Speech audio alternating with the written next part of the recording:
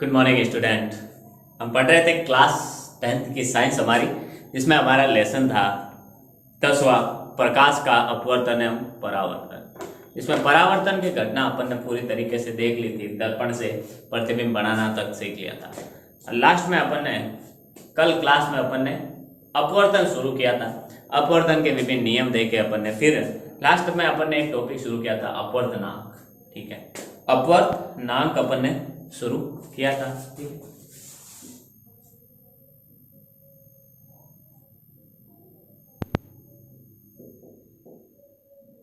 अपवर्तनांक एक टॉपिक अपन ने शुरू किया था। ठीक है, देखिए अपवर्तनांक में अपन ने देखा था कि दो माध्यमों में प्रकाश की जो चाल होती है उनका अनुपात क्या कहलाता है, अपवर्तनांक कहलाता है। जैसे पहला कहा था कि भाई माध्यम 2 का माध्यम 1 के सापेक्ष क्या अपवर्तनांक होगा, तो वो अपन दर्शा रहे थे n21। ठीक है, माध्यम 2 का 1 के सापेक्ष अपवर्तनांक वो कैसे दर्शाया अपन ने, v1 बटा v2। ठीक है, μ1 μ2।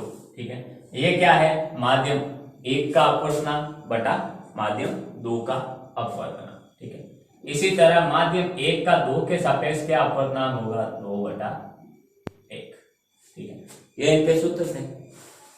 अब नोट बना के अपन को लिखना है कि यदि दोनों दो माध्यमों में से ये अपवर्तनांक ज्ञात करते हुए हमें समझ में आ रहा है, हमें पता चल रहा है कि अपवर्तनांक अगर हमें ज्ञात करना है तो हमें कम से कम कितनी चीजें चाहिए, दो माध्यम चाहिए।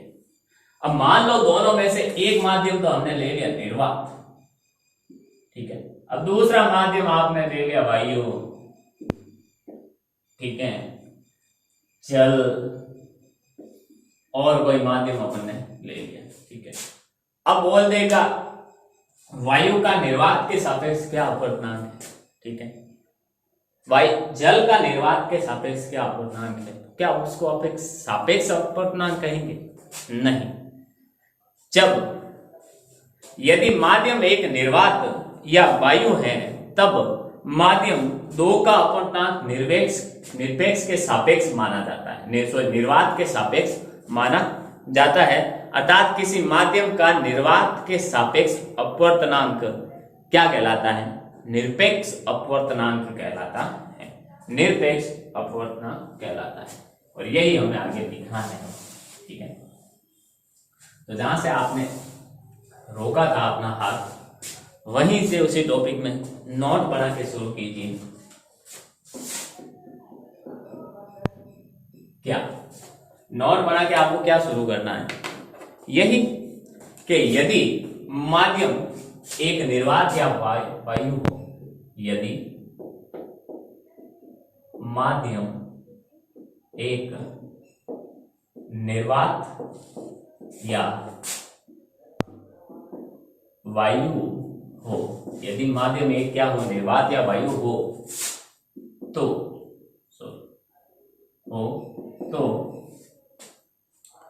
वायु हो तब तो माध्यम 2 का अपवर्तनांक निर्वात के सापेक्ष माना जाता है। तो माध्यम 2 का अपवर्तनांक निर्वात के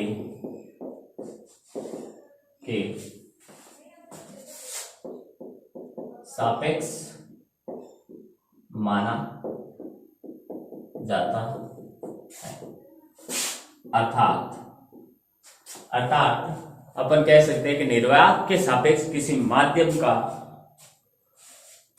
अपवर्तनांक, किसी माध्यम का निर्वात के सापेक्ष अपवर्तनांक क्या कहलाता है, अपना निरपेक्ष अपवर्तनांक कहलाता है। किसी माध्यम का निर्वात के सापेक्ष अपवर्तनांक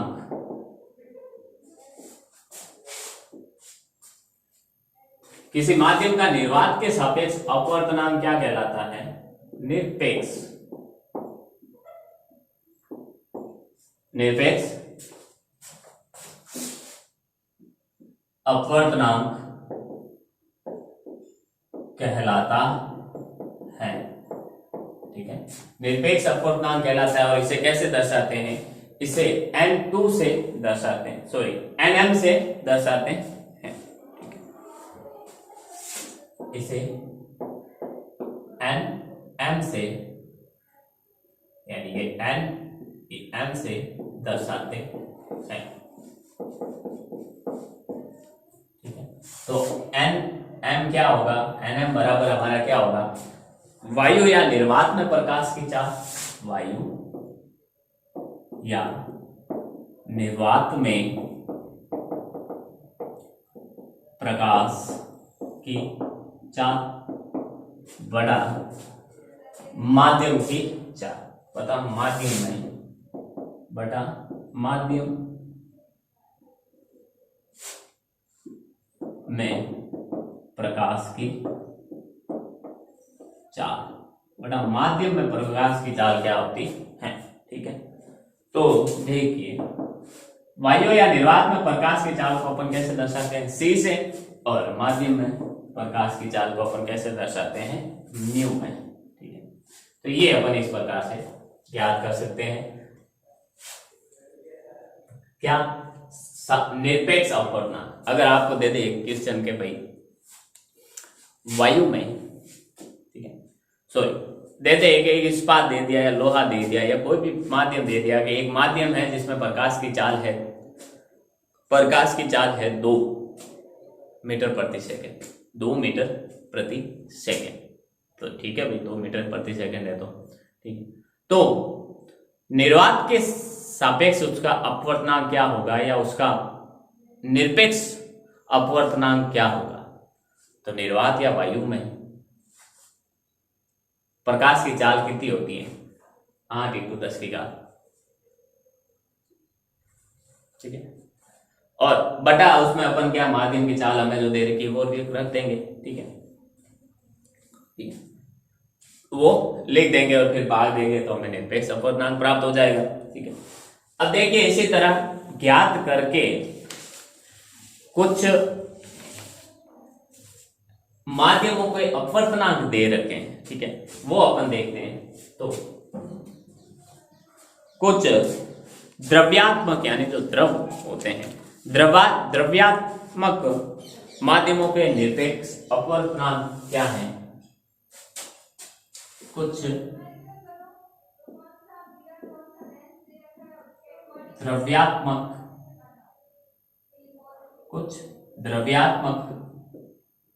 माध्यमों के निरपेक्ष अपवर्तनांक, कुछ माध्यमों के द्रव्यात्मक यानी जो द्रव रूप में होते हैं, द्रव्यात्मक माध्यमों के अपवर्तनांक क्या क्या है वो अपन देखते हैं। तो देखिए सबसे पहले वायु। ठीक है, तो देखिए वायु में वायु का निरपेक्ष अपवर्तनांक कितना है? 1.003। ठीक है, बर्फ का कितना है? बर्फ का अपवर्तनांक कितना है? बर्फ का अपवर्तनांक है 1.31। ठीक है, जल का निरपेक्ष अपवर्तनांक कितना है?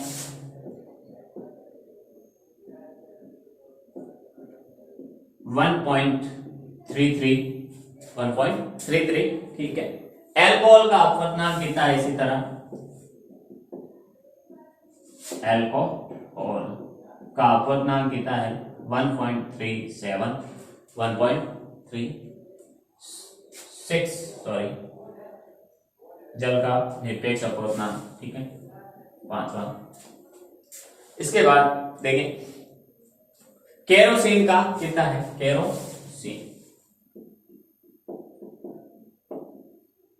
केरोसिन का 1.44। ठीक है, छठा। केरोसिन के बाद अपन देखते हैं, केरोसिन के बाद संगलित जो क्वार्ट्ज है, संगलित टुवार्ड्स उसका अपवर्तनांक कितना है, उसका अपवर्तनांक की चर्चा करें तो 1.47 1.47, ठीक है। सातवां हमारी बुक में दे रखा है, ठीक है। तारपीन का तेल, जो तारपीन का तेल, इसका अपवर्तनांक कितना दे रखा है, इसका अपवर्तनांक होता है 1.47, यहां कर ले आप 1.46, 1.47 और 1.46। आठवां देखिए, आठवां हमारे दे रखा है बेंजीन। बेंजीन का कितना होता है 1.50, ठीक है, 1.50। उसके बाद देखिए जो क्राउन कांच होता है, क्राउन कांच, इसका अपवर्तनांक कितना होता है 1.52, 1.52, ठीक है। 10वां देखिए, क्राउन कांच के बाद जो कनाडा बालसम होता है, कनाडा बनाड़ा हो गया है, कनाडा बालसम, इसका अपवर्तनांक कितना बताया गया है 1.53, 1.53, ठीक है। फिर खनिज नमक,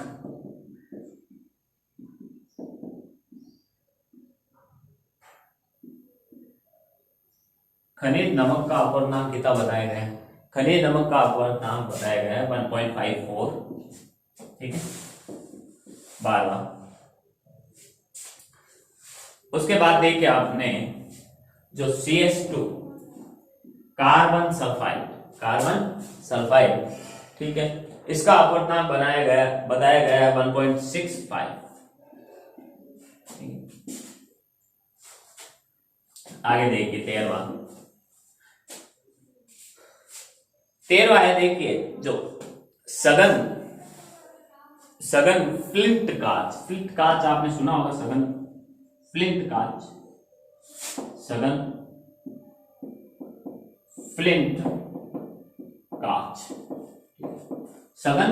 कांच की अगर चर्चा करें तो उसका अपवर्तनांक होता है 1.7।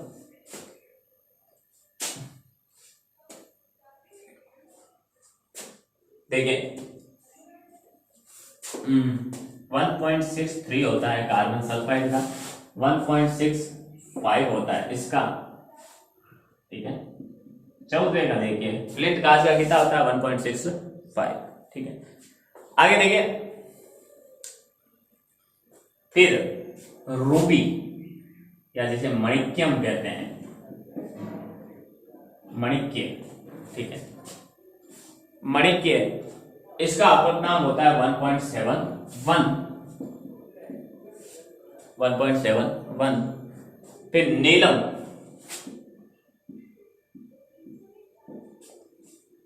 नीलम 1.77। और आखिरी अपने बुक में जो दे रखा है 16वां, ठीक है, वो है हीरा। हीरा का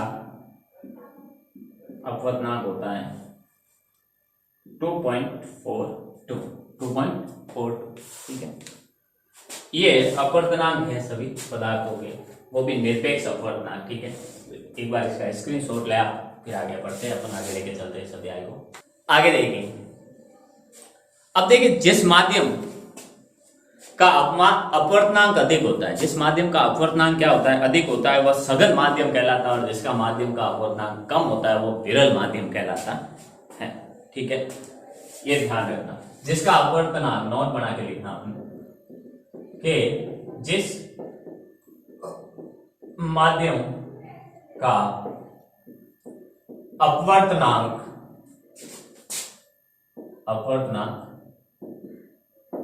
अधिक होता है वह सघन माध्यम तथा जिसका अपवर्तनांक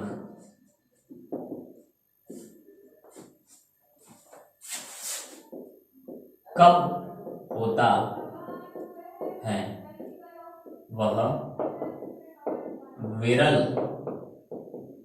माध्यम कहलाता है। वो क्या कहलाता है? हमारा विरल माध्यम कहलाता है।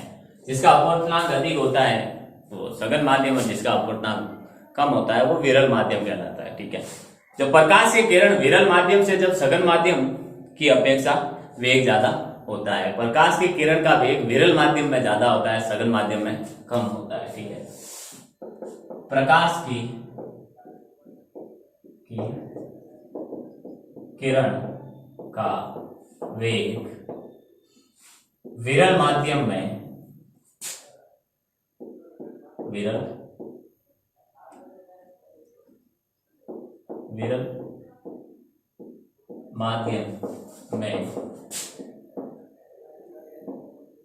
सघन माध्यम की अपेक्षा ज्यादा होता है। अर्थात सघन माध्यम में प्रकाश का वेग कम होगा और विरल माध्यम में प्रकाश का वेग क्या होता है? अधिक होता है, ज्यादा होता है। ठीक है, देखिए जब प्रकाश की किरण क्या करती है, विरल माध्यम से सघन माध्यम में प्रवेश करती है, सघन माध्यम में जाती है, तो क्या करती है? प्रकाश का वेग, किरण का वेग क्या हो जाता है? कम हो जाता है, जिससे वह अभिलंब की तरफ क्या हो जाती है? झुक जाती है। ठीक है, तो देखिए जब प्रकाश की किरण विरल माध्यम से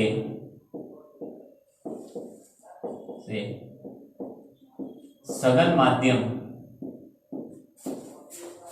में प्रवेश करती है तो प्रकाश की किरण का वेग कम हो जाता है, जिससे किरण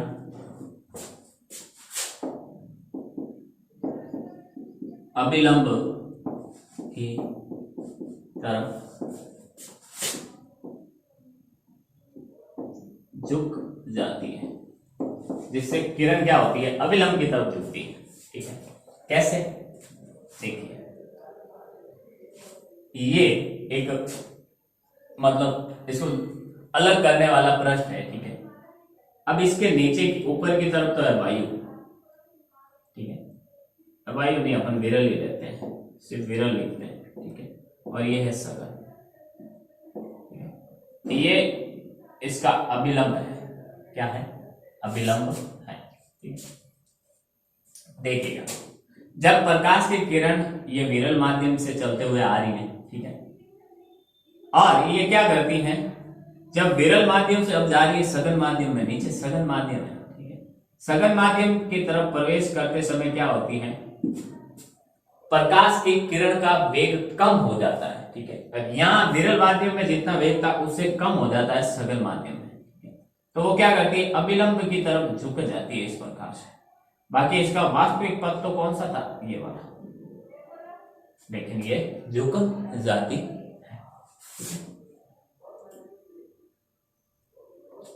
झुक जाती है। ठीक है, तो यही हमें कहना चाहता है। तो वो अभिलंब की तरफ क्या हो जाती है? झुक जाती है। ठीक, इसी तरह अगली लाइन अपन देखें तो जब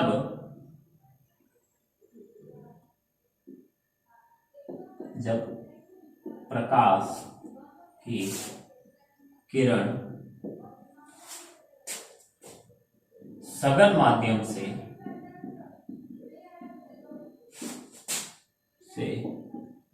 विरल माध्यम में प्रवेश करती है तो किरण का वेग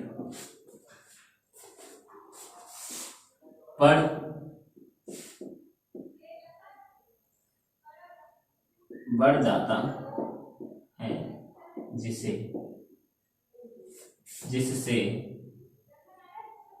किरण का वेग क्या हो जाता है, बढ़ जाता है, जिससे किरण का वेग बढ़ जाता है, जिससे क्या होता है, जिससे किरण अविलंब से दूर हट जाती है, जिससे किरण क्या होती है, अविलंब से दूर हट जाती है। ठीक है, किरण अविलंब से दूर हट जाती है। अब इसको भी अपन देख लेते हैं कैसे। इस बार अपन ने ऊपर वाला माध्यम तो सघन है, नीचे वाला क्या है, विरल। ठीक है, ये है अविलंब। ठीक है, ये किरण आ रही है प्रकाश की। ठीक है, सी आ गई, सीधी करोगे इसको। ठीक है, अब इसका वास्तविक पद तो क्या है, ये। ठीक है, लेकिन ये सघन माध्यम से विरल माध्यम में प्रवेश कर रही है, तो क्या होता है, विरल माध्यम में जाते इसका वेग बढ़ जाता है, जिससे ये अपने पद से विचलित होकर अविलंब से दूर हट जाती है। इधर जाना चाहिए था इसको, लेकिन थोड़े उधर सरक गए, अविलंब से दूर हट जाती है। ठीक, बस ऐसे आती है, ऐसे चली जाती है, बाकी जाना इसको ऐसे सही था। स्क्रीनशॉट ले आप इसका।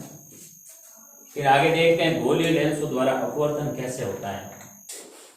अब गोलीय लेंसों द्वारा अपवर्तन कैसे होता है उसकी चर्चा करें अगर अपन, तो देखिए गोलीय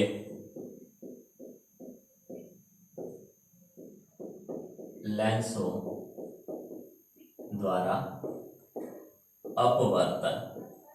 ठीक है, अब गोलीय लेंस क्या होते हैं, गोलीय लेंस किसे कहते हैं, दो पृष्ठों से घिरा हुआ कोई पारदर्शी माध्यम जिसके आर पार देख सकते हैं, दो पृष्ठों से घिरा हुआ कोई पारदर्शी माध्यम जिसके आर पार अपन देख सकते हैं, जिसका एक या दोनों पृष्ठ क्या हो, गोलीय हो, जिसका एक या दोनों पृष्ठ क्या हो, गोलीय हो, उसे अपन लेंस कहते हैं। ठीक है,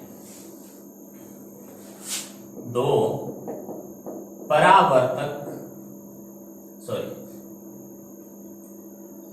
दो पृष्ठों से घिरा हुआ कोई पारदर्शी माध्यम, दो पृष्ठों से घिरा हुआ कोई पारदर्शी माध्यम, दो पृष्ठों से घिरा हुआ कोई पारदर्शी माध्यम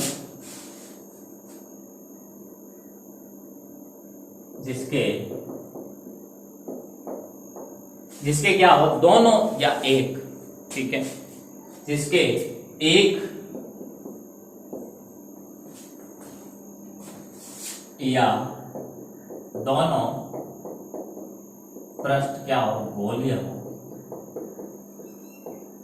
दोनों या दोनों में से कोई एक पृष्ठ क्या हो, गोलीय हो है, वो क्या कहलाता है, वो लेंस कहलाता है।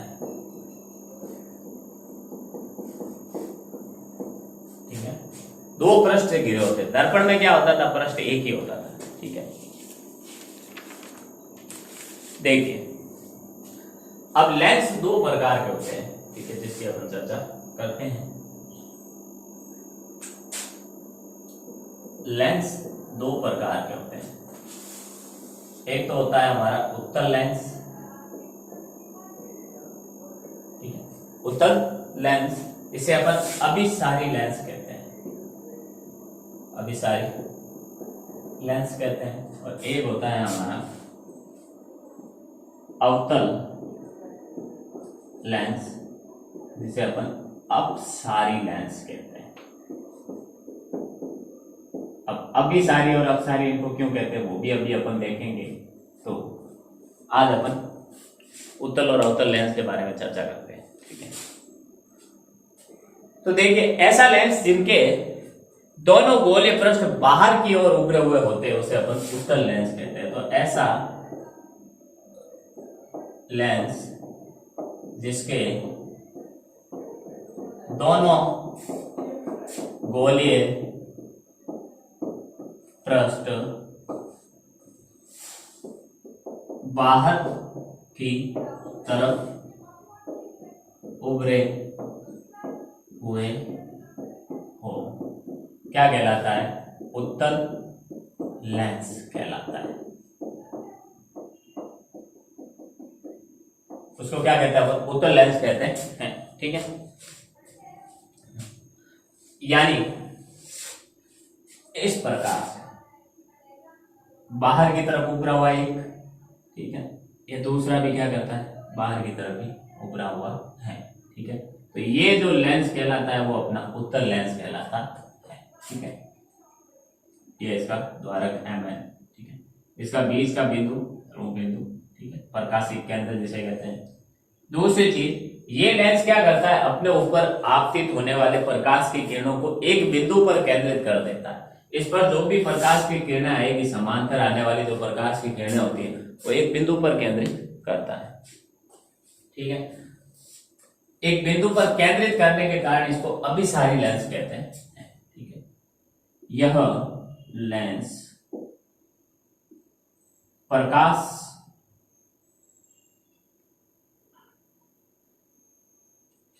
ऐसे देखो, उत्तल लेंस अपने पर आपतित होने वाली, अपने पर आपतित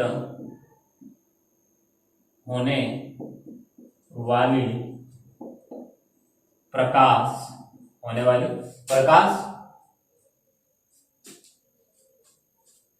को एक बिंदु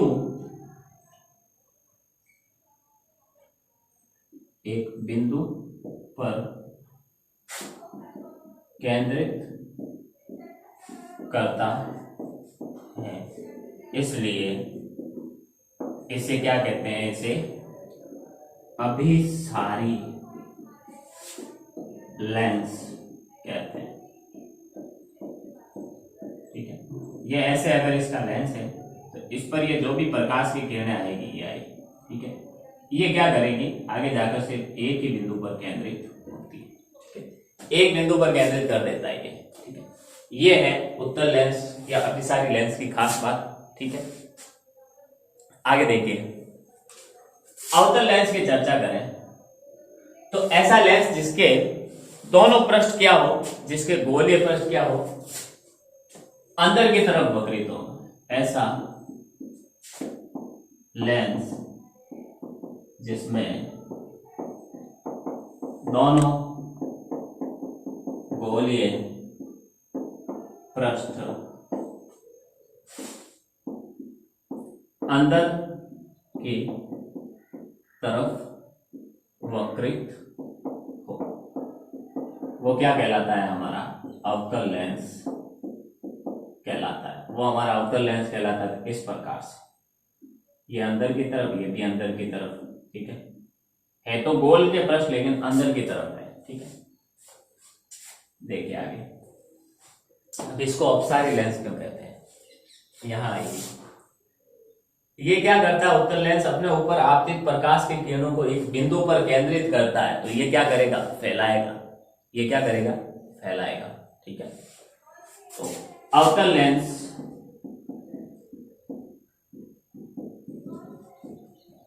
आपतित प्रकाश को क्या करता है? फैला देता है, अपसरित कर देता है, को फैला या अपसरित करता है, अपसरित करता है, कर देता है। इसलिए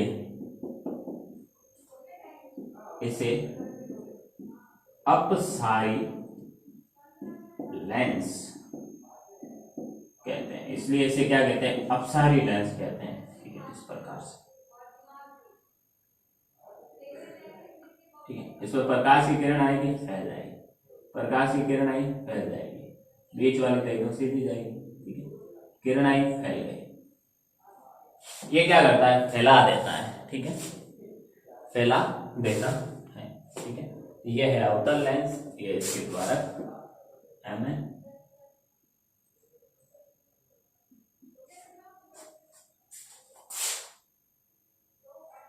ये इसके दो लेंस होते हैं अच्छे, ठीक है, गोलीय लेंसों में। फिर गोलीय लेंस से अवतल लेंस, ऊपर उत्तल लेंस, इनसे बनने वाले जो प्रतिबिंब कहाँ बनते हैं, कैसे बनते हैं, वो आने वाली क्लास में अपन देखेंगे। तो एक बार स्क्रीनशॉट ले लो पहले आप इसका। उम्मीद करता हूँ जो भी अपन ने आज पढ़ा वो आपको समझ में आया होगा। मिलते हैं अपन अगली क्लास में, तब तक के लिए all the best, thank you.